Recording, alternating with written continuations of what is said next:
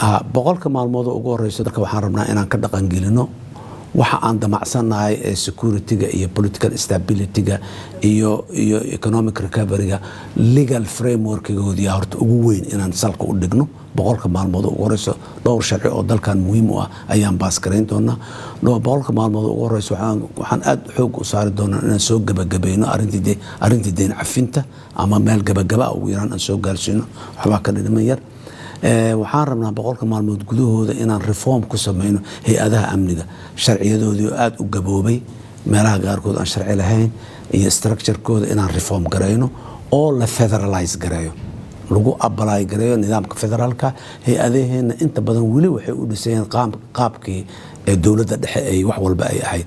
waxaan rabnaa inaan heshiis guud oo dowladda iyo dowlad goboleedyada dhexmara oo lagu federaaleynayo arrimaha muhiimka ah magaaladan inaan xaqiijinaan rabnaa inay amni noqoto si aan u xaqiijinana amniga muqdisho dhexdiisa leh kuma xaqiijin karno labada shabeelle iyo bannaankana waa ka xaqiijinaynaa muqdisho gudaheedana intelligence xoog leh oo systematic oo qaabaysan ayaan yeeli doonaa caalamkana waa la kaasho doonaa arrimaha amniga oo dhan cid kasta oo arrimaha amniga naga saacidaysaane waan soo dhaweynaynaa safarkii hore markaan xukunka ka degay aan ku wareejiyey dowladda cusub ee madaxweynihii la doortay iyo dowladda cusbeeday waxaan ku wareejiyey waxaa ka mid ahayd qorshe looga gudbayo nidaamkan doorashada dadban iyo 4.5 qorshihii lama dhaqangelinin sababo badan awgood wuu yaalaa weli kii oo aan dib u eegis ku sameyna ayaan dhaqan gelin doonaa dadka Soomaaliyeed ma jeclin in nidaamka hadda sida wax u dhaceen ee doorashada dadban iyo 4.5 oo khilaafka meerana inuu ku soo noqdo ma jeclin haddii alla yiraahdo 2016 markuu termkeena dhamaanayo nidaam doorasho oo dadku isku raacsiisan yihiin oo doorashada dadban ka duwan ayaan la iman doonaa insha Allah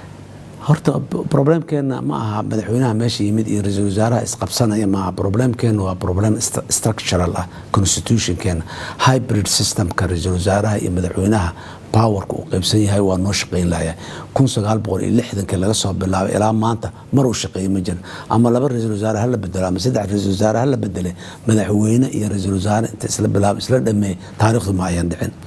marka issue-ga madaxweynaha iyo maaha constitutionka waa wax dib u eegis u baahan inaan parliamentarian noqono inaan presidential noqono waa la yaqaan laakiin nidaamkan hybridka feere nima la doortay aniga habeen hore la doortay muddo dheer doorasho soo socotay wakiiladii dadka Soomaaliyeed ayaa la doortay hadda ra'iisul wasaaraha magacaabaya caawa nimaan la garanin oo gurigiisa iska joogo oo asigu la sidiisa aan ogeyn inuu ra'iisul wasaare noqonayo in kale ayaa biriso wixii laga yaabaa inaan ra'iisul wasaare ama usbuuca dambe ma bisha dambe ra'iisul wasaare u magacaabo ninkii markaas uu yimaado iyo ninkii la doortay qoorta isu galayaan xafiiska madaxweynaha la doortay ee dalka hawl ka bilaabato oo weyn ma jirto magacaabista ra'iisul wasaaraha kaliya xafiiska ka bilaabato inta kale xafiiska ku soo dhamaadaan dadka Soomaaliyeed madaxweynaha dayayaan mas'uuliyadna asiga saarayaan marka arrimahaas waxay u baahan yihiin dadka Soomaaliyeed in lagala hadlo lagana doodo la furo oo la hagaajiyo hadii la yiraahdo